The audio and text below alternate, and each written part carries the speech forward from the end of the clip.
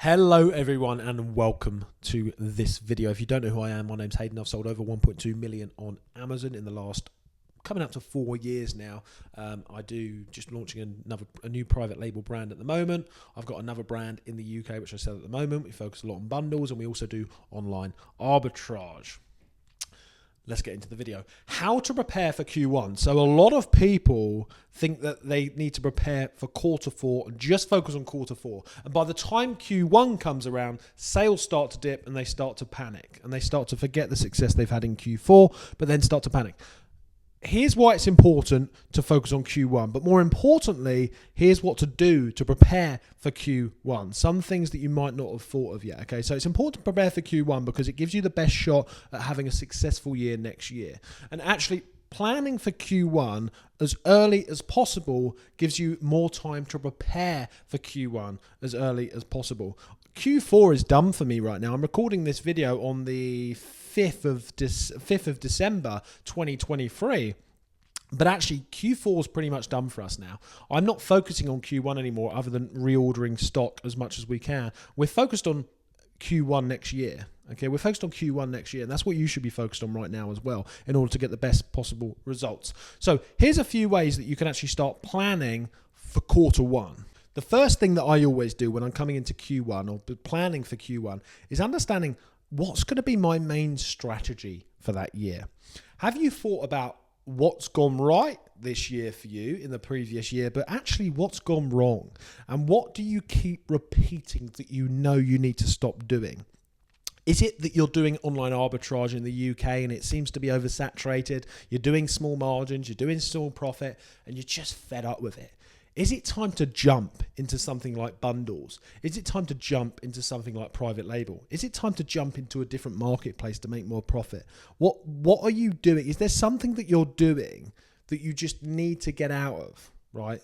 Or is it that you do something like bundles? Is it that you do something like private label, but you feel like your money's too tied up? You feel like it's too much of a slow burner. It's not moving as quickly as you want it to do. So actually, you need to add in another strategy like online arbitrage, like wholesale or something like that to actually supplement some of that slowdown, to actually increase the growth of your business in terms of turnover with obviously added profit on the bottom of that. You might need to add in a faster moving model on top of what you're currently doing.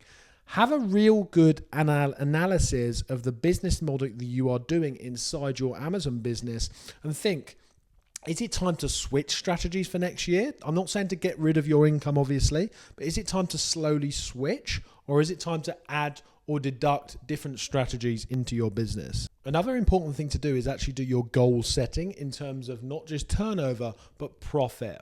You need to know exactly what your goal is to make in the next year, in this year, depending on when you're watching this video, so that you can follow that. And here's the thing.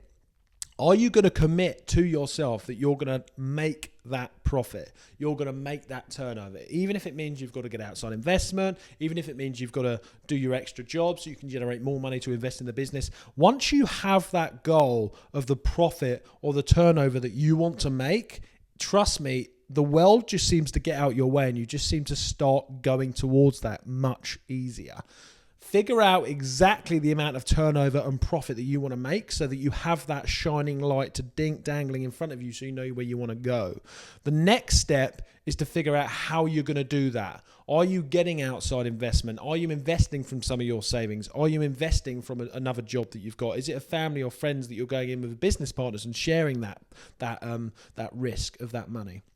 Figure out where you want to go, set your turnover, set your profit goals, and then try and figure out a way of getting there. The third way that I always prepare for Q1 is looking at my team. Looking at my team. And if you haven't got a team, maybe it's time for you to get a team.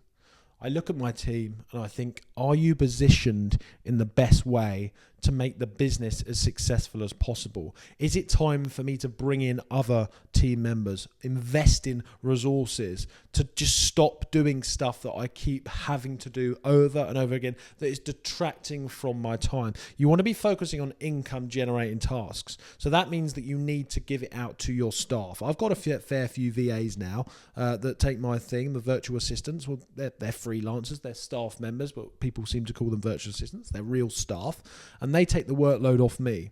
There's definitely areas that I still need to work on, and you need to think about that yourself. What areas are you working on in the business that you need to outsource?